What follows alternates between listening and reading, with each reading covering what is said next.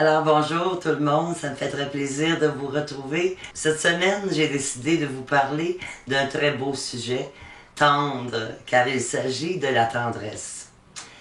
La tendresse qui se manifeste par un geste, un regard, le ton de sa voix, par une caresse, par un je t'aime, par une délicatesse, par une preuve de respect envers quelqu'un qu'on aime, quelqu'un qu'on admire, un ami, un enfant, un vieillard. Vous savez, nous avons tous besoin. C'est je crois, un besoin essentiel à la vie pour tous et chacun d'entre nous de recevoir et de donner de la tendresse. Personne ne peut se passer de tendresse. Du premier au dernier souffle de sa vie, c'est un moyen de donner de l'affection à quelqu'un et aussi de recevoir de l'affection. Mais les personnes qui n'en ont jamais reçu ne peuvent pas en donner, et encore moins en recevoir. Ils ne sont pas habitués par le toucher, par les caresses, par les mots tendres. Alors je pense que c'est important envers ces personnes-là de commencer tout doucement. Ça peut être, vous savez, juste le ton de votre voix qui peut changer les choses.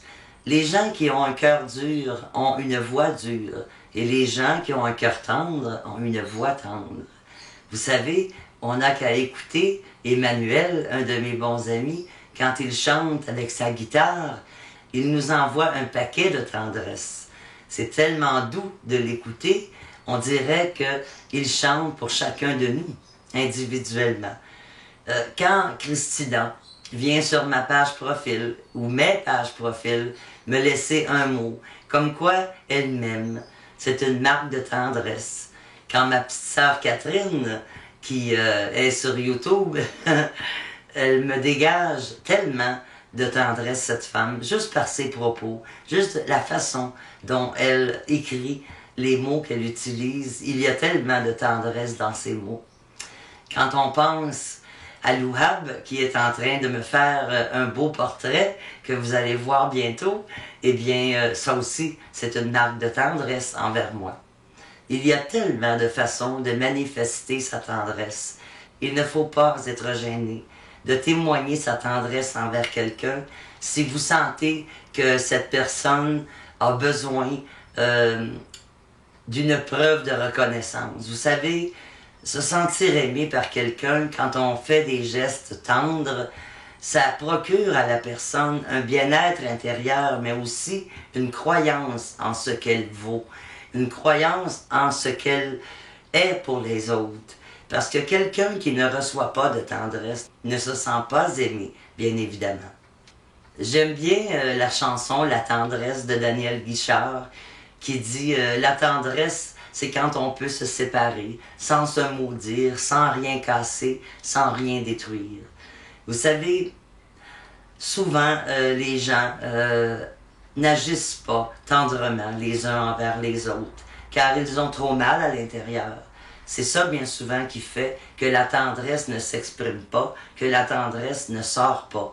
Ces gens-là souffrent intérieurement, donc comment voulez-vous qu'ils soient tendres envers les autres? C'est impossible. La tendresse, on la retrouve surtout dans le bonheur, bien sûr. C'est pour ça alors qu'il est tellement important d'avoir une parole, un regard, un geste tendre envers les gens qui nous entourent, pour leur prouver que même s'ils ne nous redonnent pas cette tendresse, nous pouvons la lui donner. Comme preuve que ça va, je comprends. En ce moment, ça ne va pas bien dans ta vie, mais moi, parce que je t'aime, je t'envoie un mot. Je t'envoie par ma pensée des choses qui vont t'aider. Je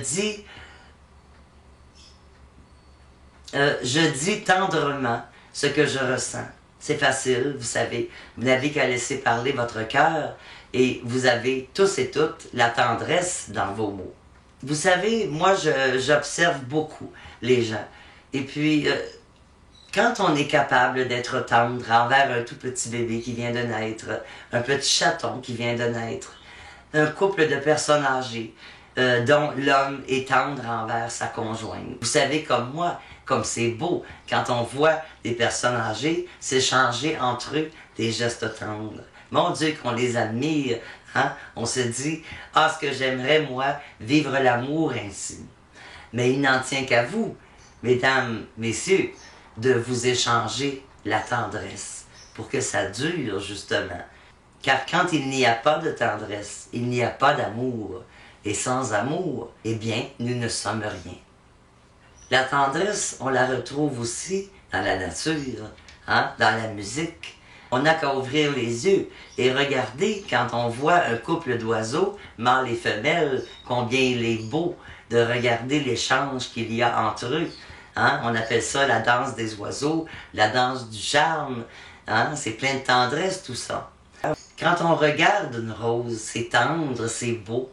Et puis, ça nous fait aussi, à l'intérieur, le goût de devenir tendre. Quand on prend le temps d'observer les choses de la nature, d'écouter une musique tendre, hein, ou de recevoir des mots tendres de la part d'un ami, eh bien, il est bien difficile après d'avoir le cœur dur. J'espère que vous allez me laisser votre opinion cette semaine. Qu'est-ce que ça représente pour vous, la tendresse? Est-ce que vous en avez reçu?